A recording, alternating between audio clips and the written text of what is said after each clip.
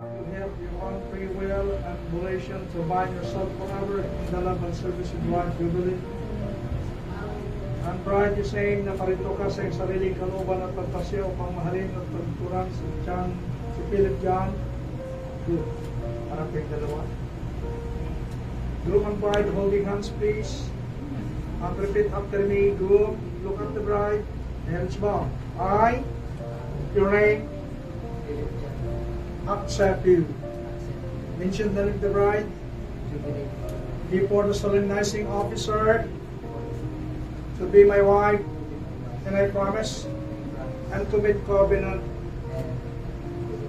in front of God and these witnesses that I will become your lovable, faithful husband in abundance, in need, in strength, in sorrow, in sickness, and in health, till death do us part.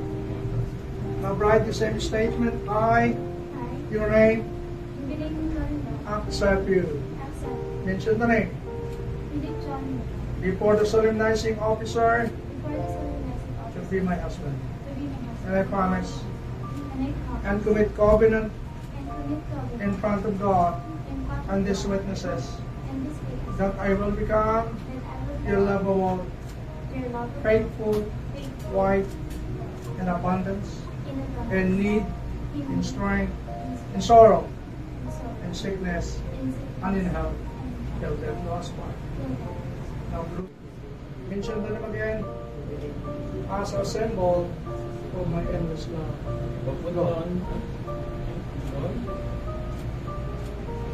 I give this ring to you.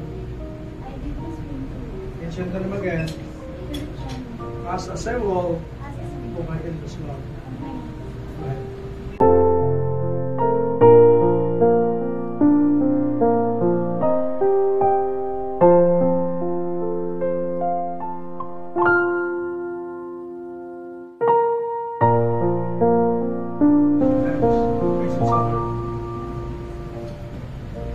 Now this is final declaration. Republic of the Philippines, Office of the Civil Register General, Certificate of Marriage, as solemnizing officer now by the power and authority vested upon me, according to the closed Republic of the Philippines, looking into heaven for the divine sanction, I pronounce you as Galawa, Philip John Christian.